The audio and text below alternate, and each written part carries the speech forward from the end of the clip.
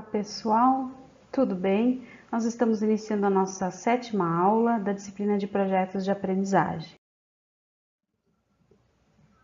Na aula de hoje, nós vamos discutir o conteúdo que vocês estudaram na aula 6 através do texto de Léa Fagundes sobre os projetos de aprendizagem. O nosso primeiro foco é discutir as diferenças entre projetos de ensino e projetos de aprendizagem. Que diferenças eu vejo entre ensino por projetos e aprendizagem por projetos? Que diferenças encontro no papel do aluno e do professor nessas duas abordagens? A partir destas duas perguntas, estaremos estudando o conteúdo da aula de hoje. Essa tabela é retomada do texto de Léa Fagundes, porque apresenta as principais diferenças entre o ensino por projetos e a aprendizagem por projetos. O primeiro aspecto a destacar é a autoria. Quem afinal escolhe o tema? No ensino por projetos, a responsabilidade recai sobre a coordenação pedagógica e os professores da escola.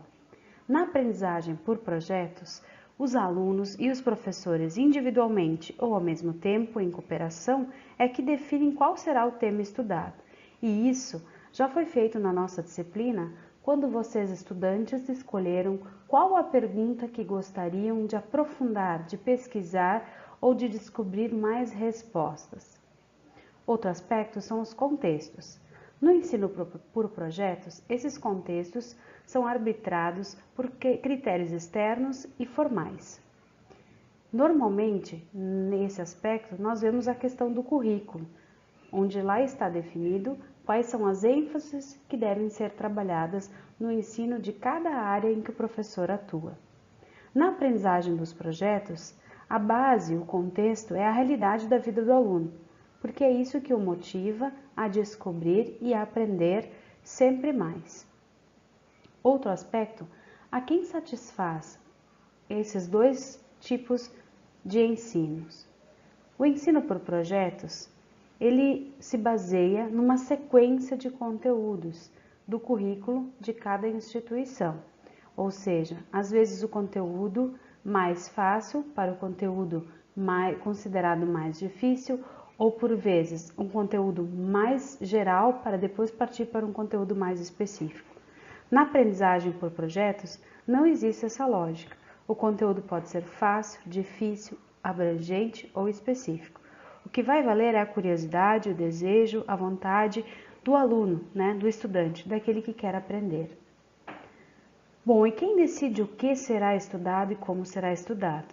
No ensino por projetos, as decisões são hierárquicas, ou seja, partem de quem detém o poder para as demais pessoas na sequência, na cadeia da hierarquia. Na aprendizagem por projetos, as decisões são heterárquicas. Isso significa que não existe um poder centralizador. As decisões são realizadas no grupo. Isso foi dado bastante ênfase na nossa disciplina, especialmente nas comunidades de aprendizagem. Não é um estudante somente que define o que será trabalhado. Todos têm o direito a decidir em conjunto o que será trabalhado na comunidade de aprendizagem. Bom, outra questão então são as definições de regras, direções e atividades. No ensino por projetos já existem atividades previstas que os alunos devem executar. Normalmente o professor define quais serão as atividades e que vão ser realizadas no ensino por projetos. Na aprendizagem por projetos, quem define as atividades são os grupos, o consenso de alunos, a orientação, a mediação dos professores.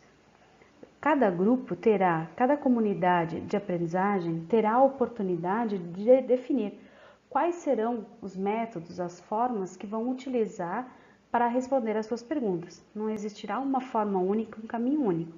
Cada grupo escolherá o seu. Bom, mas quais são os paradigmas que balizam o ensino por projetos e o ensino por aprendizagens? O ensino por projetos e a aprendizagem por projetos. Bom, no primeiro caso é a transmissão de pensamento e no segundo caso é a construção do conhecimento. O papel do professor no ensino por projetos é ser o agente.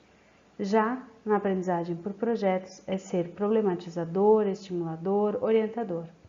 E o papel do aluno no ensino por projetos é um papel de passivo, receptivo.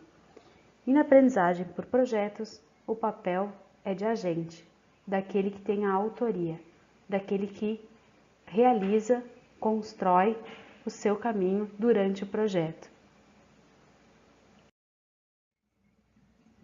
Bom, mas por onde começa um projeto de aprendizagem? De fato, começa pela pergunta.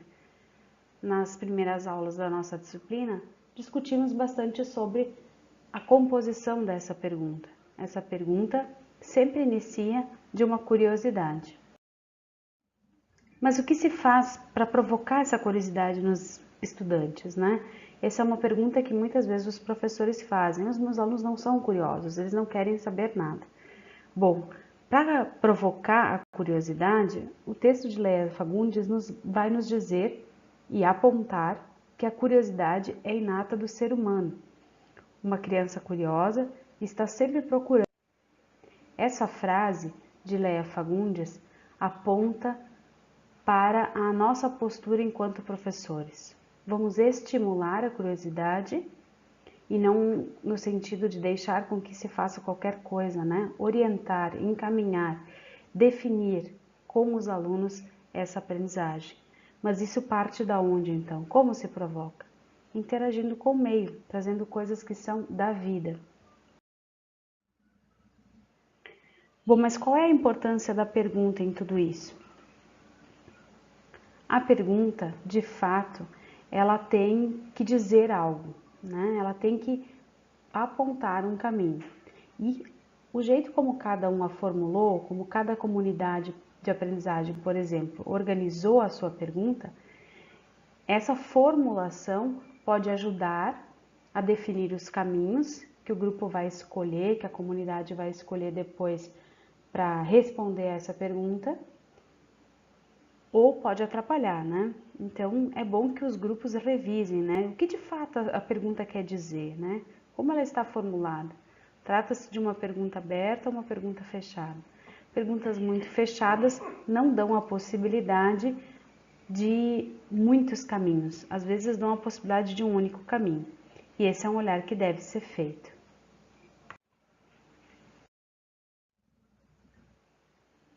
Outro aspecto interessante é que a partir da pergunta nos projetos de aprendizagem se estabelecem certezas e dúvidas. Essas certezas muitas vezes vêm de um conhecimento prévio. Por isso que nós pedimos lá no início da disciplina, nas primeiras aulas, que vocês entrevistassem pessoas e que elas pudessem dizer o que elas imaginavam, que responderia à pergunta proposta, Por quê? Porque isso vem de um conhecimento prévio, de um conhecimento que essas pessoas que vocês entrevistaram têm. Nem sempre esse conhecimento é um conhecimento científico. As dúvidas, que são o foco do nosso trabalho dessa semana, são as possibilidades que essa pergunta nos permite, Que várias outras perguntas em formato de dúvidas nós podemos estar fazendo para abrir possibilidades de olhar para essa pergunta por mais de um ângulo. Não tem um ângulo só que responde a cada pergunta. Mas por que partir então dessa perspectiva de projetos de aprendizagem? Uma, que nós somos pessoas que temos um senso comum e temos uma experiência pessoal, e na escola existe uma aproximação dessa realidade desse sujeito com o conhecimento científico, o que permite um desequilíbrio cognitivo. O projeto, ele parte de uma diferenciação e de uma conhecimento, ele vai partir dessas relações e vai gerar esses desequilíbrios. No grupo nós temos contraposições, e essas contraposições, a partir da colaboração e da cooperação, vai se construir uma autoria nova, Um conhecimento novo.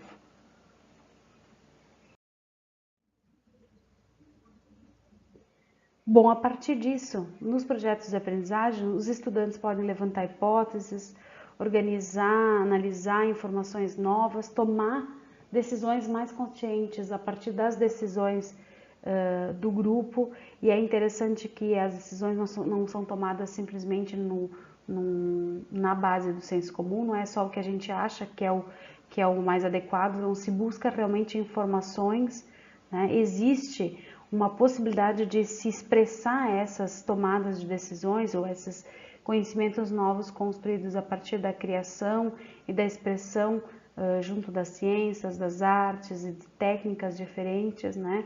O estudante tem a possibilidade de intuir, refletir e imaginar.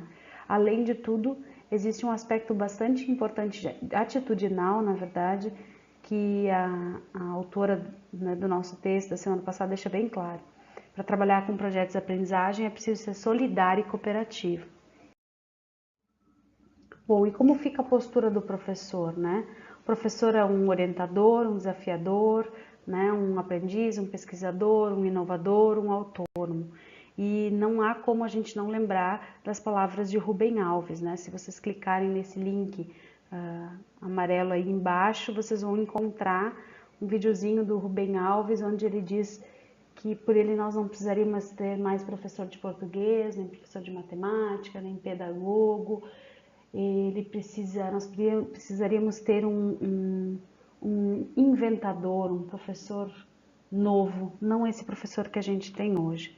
Talvez a nossa educação também seria bastante diferente quando a gente se abre para uma coisa nova que não é o tradicional, aquilo que sempre foi feito e que a cada dia se repete e que tudo é igual. Bom, mas qual é o objetivo, então, desses projetos de aprendizagem? Bom, o objetivo é que se possa construir conhecimentos novos e não instruir.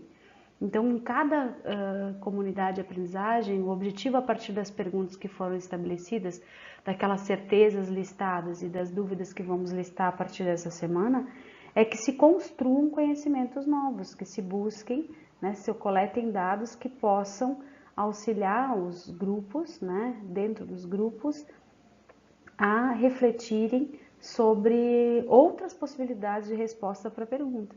Nem sempre aquela certeza que a gente tinha num primeiro momento realmente é a resposta mais adequada, né? E é bem interessante a questão da interdisciplinaridade. A gente não busca informação em uma só área. Não é uma só área que tem a verdade. Ou, afinal, o que é verdade, né? Na área da filosofia a gente discutiria isso também. Que verdade é essa? E algo que chama muita atenção no texto da Léa Fagundes, que nós estudamos na aula 6 e que eu acho bastante importante retomar, é a questão das atitudes que se esperam na comunidade. Atitude de cooperação, de reflexão, de tomada de consciência, de autonomia e de autoria, né? Isso é bastante interessante, é reforçado bastante no papel do aluno, né, nesse tipo de projeto, né? Então, como é que a gente vai se relacionar enquanto seres humanos com os outros seres humanos que participam conosco da nossa comunidade? Que atitudes a gente vai ter frente a esses outros que são parte do grupo, parte da comunidade? Vamos ter atitudes de imposição? Será que isso é um processo interativo? Nós vamos ter atitudes de exclusão? Será que isso é um processo interativo? Nós vamos ter atitudes de olhar só para uma área? Será que isso é ser interdisciplinar? Então é bem interessante assim essa tomada de consciência, o quanto que a gente em muitos momentos exclui sem querer estar excluindo, né? Ou se exclui sem querer ser excluído. Alguns aspectos de destaque, que são destaque nos projetos de aprendizagem a partir do texto lido, a criatividade, né? Existem N recursos que podem ser usados para se compreender e para se construir respostas para a pergunta. Uma capacidade analítica, porque não existe uma única resposta, né? É necessário fazer um diagnóstico de várias situações e possibilidades que responderiam à pergunta, não se pode olhar para uma resposta só. A capacidade de síntese, nós sabemos que existem N áreas do conhecimento que respondem a uma mesma pergunta, então é necessário juntar todas essas perspectivas e sintetizar. Não dá para se colocar tudo sobre tudo, né? É necessário fazer uma síntese, tirar as essências, né? E o poder de decisão. Cada comunidade vai escolher o caminho, a forma, a metodologia para responder essas perguntas. Não existirá uma forma única, né? Então, na próxima página agora, eu vou apresentar para vocês um mapa conceitual a partir do texto da aula 6, um mapa conceitual com os principais conceitos, né, que foram discutidos no texto sobre os projetos de aprendizagem, o texto da aula 6.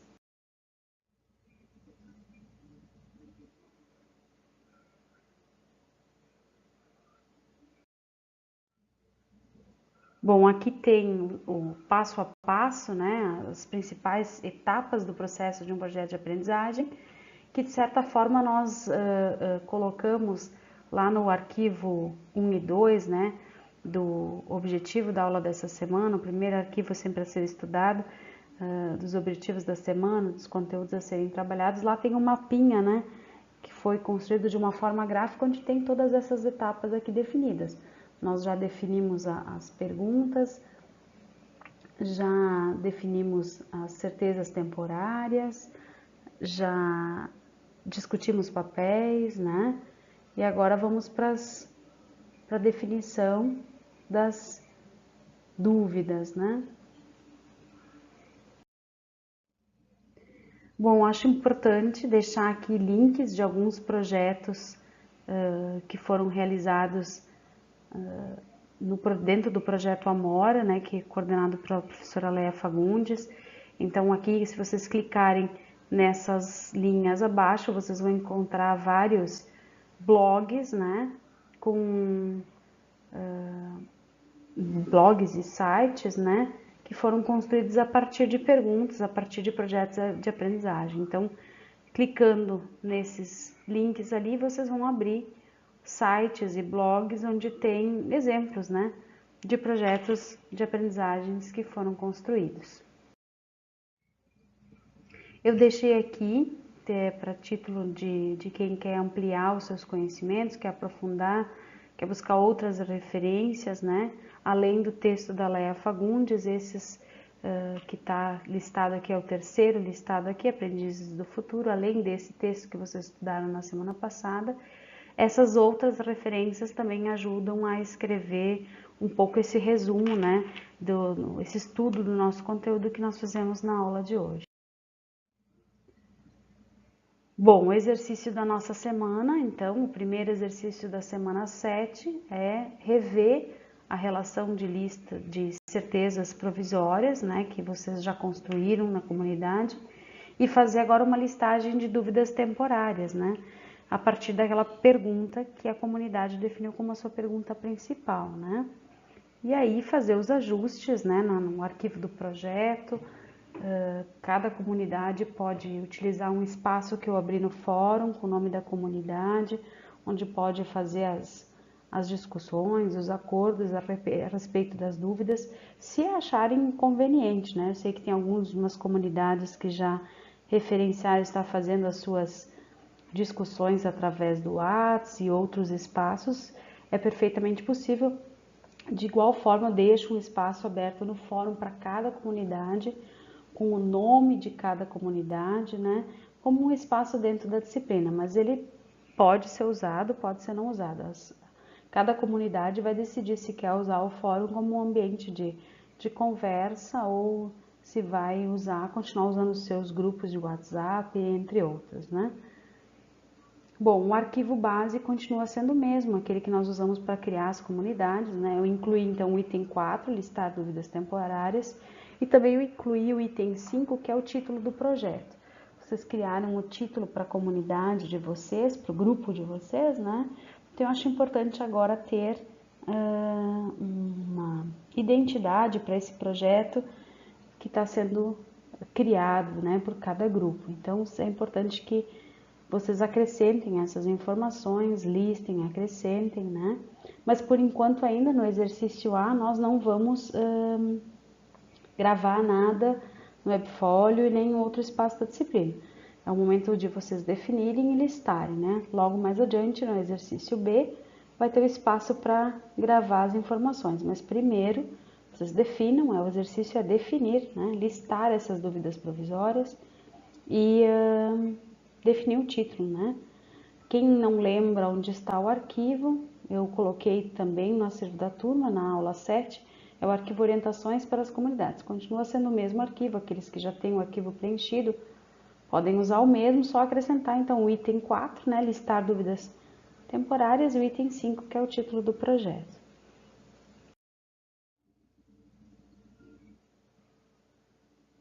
Também nós temos um arquivo atualizado das comunidades de aprendizagem. Esse arquivo está disponível também no acervo da turma, na aula 7, né, relação atualizada das comunidades de aprendizagem. Bom, o texto da aula 6 também nos instiga a sermos curiosos e criativos.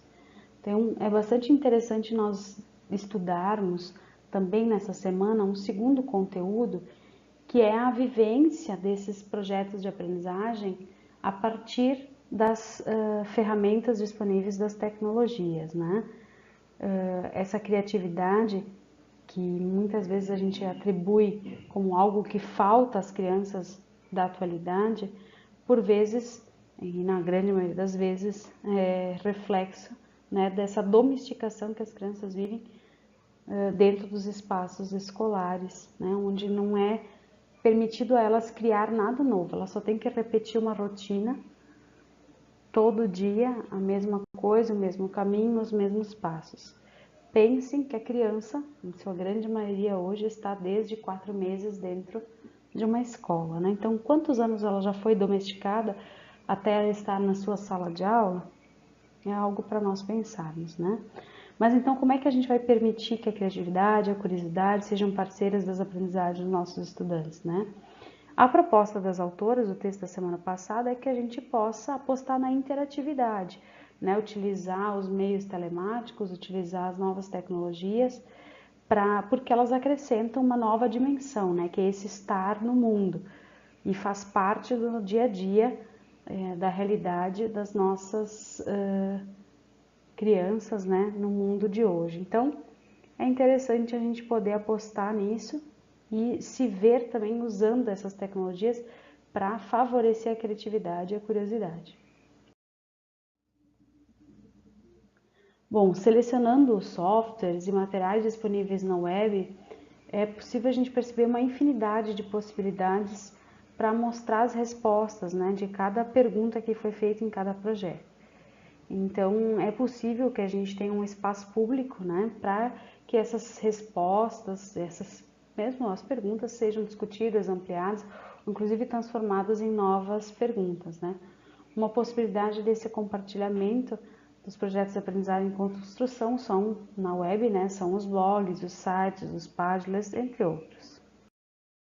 Então, o exercício B da nossa semana é construir um blog, ou um site, ou um Padlet, né, para abrigar os registros relacionados ao projeto de aprendizagem. O coordenador de mídias de cada comunidade é o responsável por identificar qual é o melhor recurso tecnológico a ser utilizado por sua comunidade, né? A comunidade vai discutir, o coordenador de mídias apresenta as possibilidades, né? E a comunidade decide qual é aquela qual vai ser o recurso tecnológico que vai ser usado para colocar as informações que a comunidade já construiu, para colocar lá o seu título, colocar lá o nome da comunidade, o título do projeto, quem são os membros do projeto, qual a função de cada um, qual é a grande pergunta que quer ser respondida no projeto de cada comunidade, quais são as certezas que a comunidade já listou e que dúvidas a comunidade tem e que pretende nas próximas semanas investigar um pouco mais, né? Tenho aqui algumas sugestões, essas são algumas, né? Se alguém encontrar uma outra sugestão, uma outra forma, um outro tipo de blog, um outro tipo de site, fique à vontade, são só sugestões que tem aqui. O que é importante? À medida que o grupo definir, a partir do seu coordenador de mídias e da discussão do grupo, qual é a forma de registro tecnológico que vai utilizar para publicizar as informações que já tem do seu projeto, que esse endereço, né, público de blog ou de site seja postado lá no fórum do projeto, né? lá no fórum onde tem o nome da comunidade, lá vai ficar o link, onde está o blog, onde vai poder ser acessado essas informações que vocês autorizaram. Nós não teremos webfólio disponível, né? Nós teremos sim um espaço público que cada comunidade vai criar, vai colocar suas informações, vai alimentar suas informações e vai colocar o endereço então lá no fórum, né? De forma que possa ser compartilhado também com todos da nossa disciplina. Então, a data final para realização dos exercícios A e B dessa semana é dia 29 de setembro. Né? Na aula da próxima semana, na aula 8, nós então teremos, na verdade, uma continuidade dessa aula 7. Né? Nós vamos começar hoje e terminaremos, então, no dia 29 de setembro. Na semana que vem, na aula 8, nós iremos provavelmente abrir um espaço no webfólio para que o relator possa fazer uma fala, né, um registro de como foram as atividades dessa semana, da semana 7 e da semana 8. Também, então, na semana que vem, quando nós abrirmos na aula 8, né, quando abrirmos o espaço para o relator, dar um registro de como foi os trabalhos da semana, né? Nós vamos ter também espaço para aqueles que na semana anterior, na semana 5, não postaram os seus relatórios, né? Nós tivemos alguns grupos que tiveram problemas, então na aula 8 terá espaço para o relator que ainda não conseguiu publicar o seu primeiro relato das atividades da comunidade, que possa fazê-lo então mais adiante. Tá bem? Um abraço a todos.